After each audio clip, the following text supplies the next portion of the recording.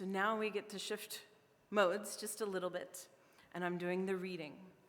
This poem is a response to Emily Dickinson's poem, Hope is the Thing with Feathers. It contains a few instances of salty language and a reference to drug use. Hope is not a bird, Emily, it's a sewer rat, by Catlin Sieda. Hope is not the thing with feathers that comes home to roost when you need it the most. Hope is an ugly thing with teeth and claws and patchy fur that's seen some shit.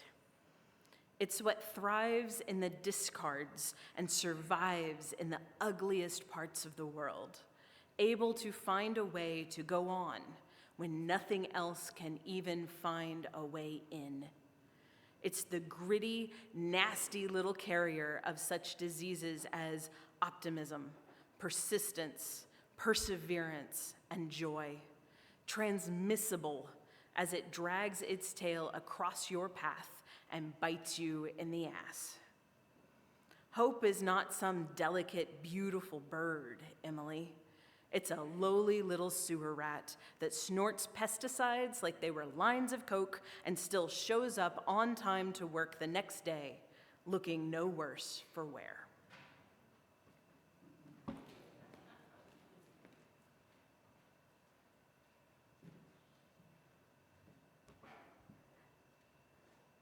Six weeks ago, when I agreed to do this service, I knew exactly what I wanted to talk about.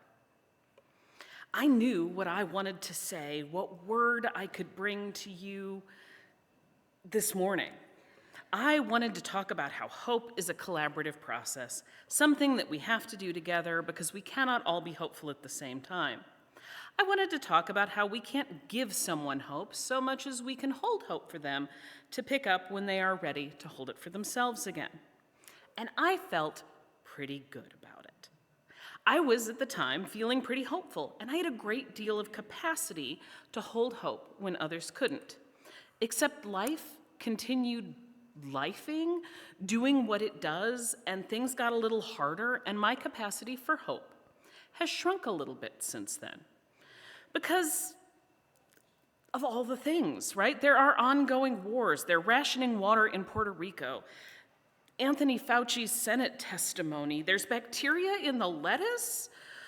And also the professional hockey off-season is ongoing and stressing me out more than it should. More personally, several of my loved ones have had some health problems. And a report was released a little over a week ago about historic abuses at my high school. The technical, theological term for this is a lot. So 6 weeks ago, Jessica might have used Emily Dickinson's poem as her text. And you've probably heard it before, but it starts, hope is the thing with feathers that perches in the soul and sings the tune without the words and never stops at all. And when I am low on hope, and right now I am not catastrophically low, I'm just a little depleted, but the thing that I know when I am low on hope is that hope is not something that never stops at all. Hope stutters and stops all the time. But the other thing I know, because I've been through this before, is that it always returns.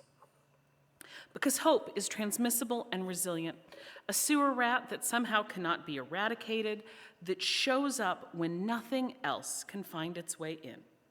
In my work as a chaplain, I talk to people who cannot find hope for themselves regularly. And the easiest way for me to fail in my work is by trying to prove to them that they should be more hopeful than they are.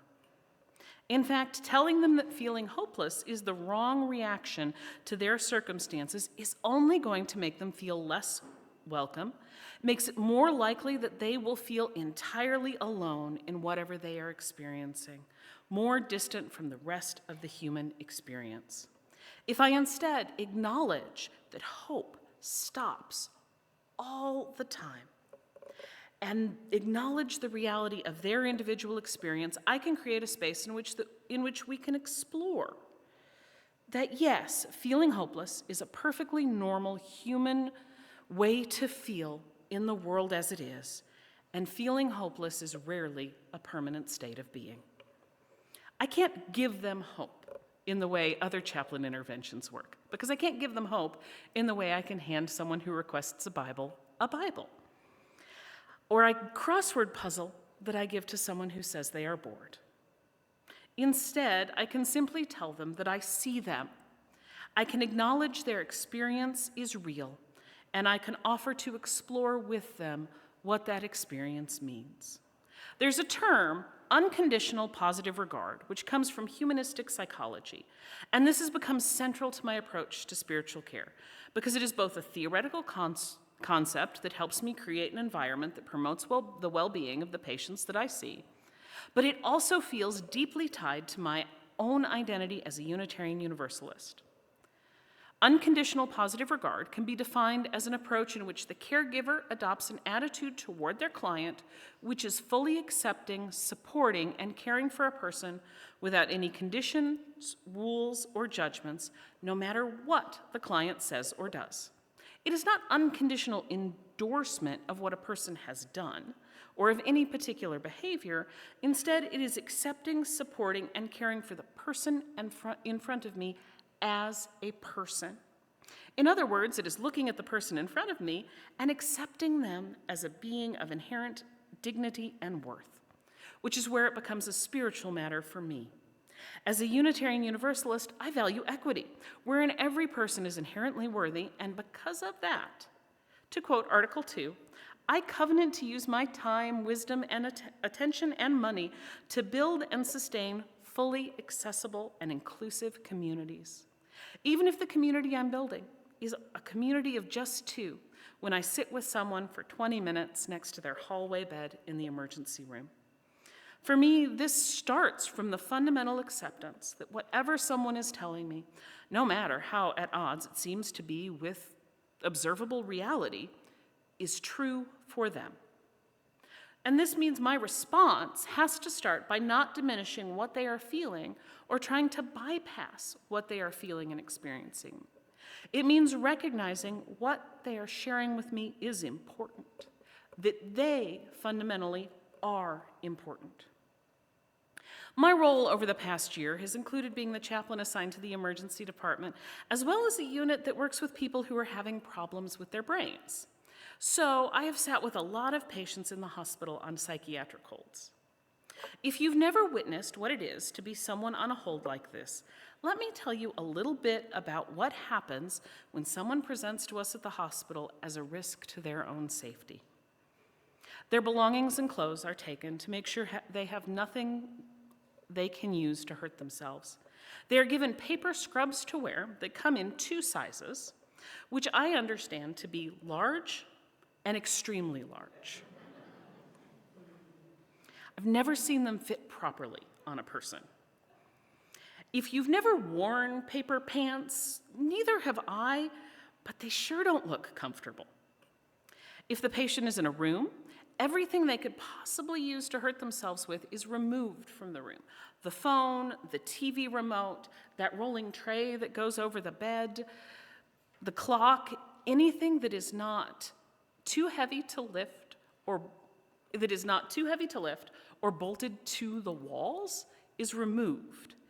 If they are in the emergency department, most of the time, in addition to all of this, they are assigned a bed in the hallway so that there are extra eyes on them to be sure that they are safe. But this increased safety, they are also assigned someone whose job it is to sit and watch them at all times. So the increased safety they get comes at the expense of both privacy and rest. They're already there because they are likely feeling the worst they have ever felt. And the very measures the hospital has to take to keep them safe also diminishes their autonomy, privacy, and dignity. And it's after all of this has happened to them that I show up and ask if they'd like to talk. A surprising number of people actually say yes. Often, the hopelessness that my patients are experiencing is related to both external and internal factors. They may have a pre-existing mental illness, but often something has happened to them that has tipped them over the edge, into the type of hopelessness that makes them a danger to themselves. I sat with a woman recently who was on a hold, and she shared with me her story, starting in her home country more than 30 years ago, describing how she came to be in the United States, abuse she had suffered, how she found her way to both safety from that abuse and permanent resident status. And she told me that the inciting incident that led to her feeling like she might harm herself was a disagreement with a family member. And we sat together and she shared her stories. I was able to reflect back the love and resilience I saw in that story. And when I asked her, "Do you have any hope?" she said no, and shared with me her fears that not only was she not worthy to continue living, but she was also afraid that because of everything that had happened to her, she might lose her immigration status. And it would have been so easy for me to say, "You told me about so many family members who love you. You should want to live for them." Or, "I'm sure you won't lose your green card over this." Or even to offer to connect her with the individuals and organizations in our community who I know help immigrants. Instead, recognizing my role in that moment, I thanked her for sharing her story, offered her empathy for the sum total of what she had been through, and I was present to witness her pain and struggle in that moment. We talked about hope, and when she said she didn't have any, I told her that it was okay and perfectly normal to feel hopeless, given everything she was afraid of and the difficulties she was facing. I told her and showed her that she was important to me. At several points in our conversation, she stopped and said she was sure I had more important things to do, that there were other people who needed me.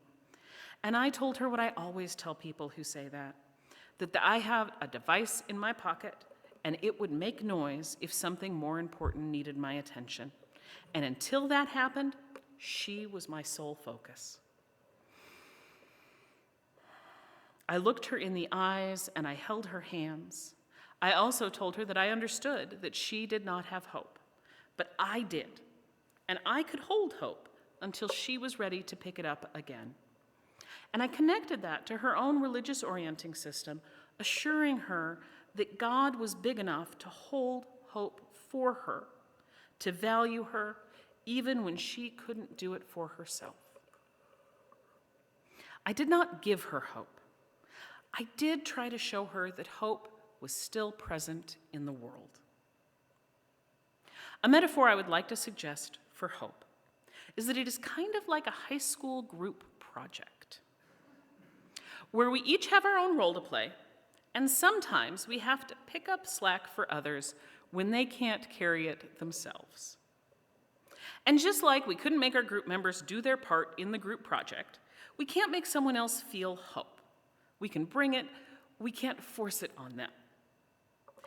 Unlike in high school, however, we can count on others to pick up the project of hope when we can't carry it any longer.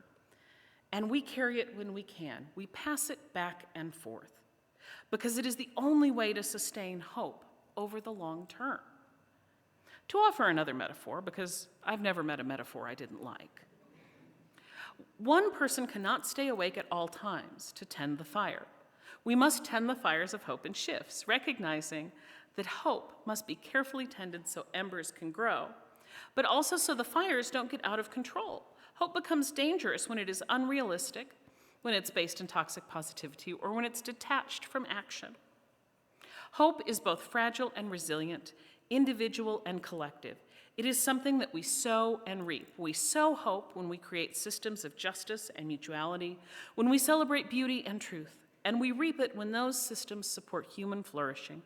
We sow the seeds of hope when we create relationships in which we protect each other and that are based in respect for each other's fundamental shared humanity. Hope is like a sewer rat, Caitlin, because it shows up when we least expect it, and it does carry optimism, persistence, perseverance, and joy. It spreads not like a gift or slices of cake at an office birthday party handed from one set of hands to another, but instead like a disease spreading invisibly. That That was a harder word than it was when I typed it. Hope is like a disease spreading invisibly between people who are at first unaware that they have caught it, unaware until they start noticing it, creating changes within them, the symptoms that activate the affected person's inner resources. I can't give you hope like a rose in the wintertime, and even if I tried, it would be false hope. Much like a rose in the wintertime is what Reverend Kimberly Debus calls the product of a dodgy floral industry. What I can do is both more fragile and more beautiful. I can show you that hope still exists in the world. I can treat you in such a way that demonstrates my commitment that you are still worthy of love and care, even when you are feeling hopeless. Together, we can create environments where hope more easily moves between us and where we feel safe enough to practice the vulnerability, where we not only admit when we are feeling hopeless or even merely a little low on hope, but we can also share our hopes and protect the smallest embers of each other's hopes. Sustained hope is a collaborative effort because it is perfectly human in the face of difficulty, tragedy, never-ending news cycles, and basic human frailty to sometimes not be able to find it. And that is when we need a community who will come sit with us and remind us that hope is not ours to carry alone, and that hope is not just a pretty thing with feathers. It is a dirty sewer rat that survives in spite of itself, that is waiting for us to catch what it brings again. May it be so. May we make it so in our living.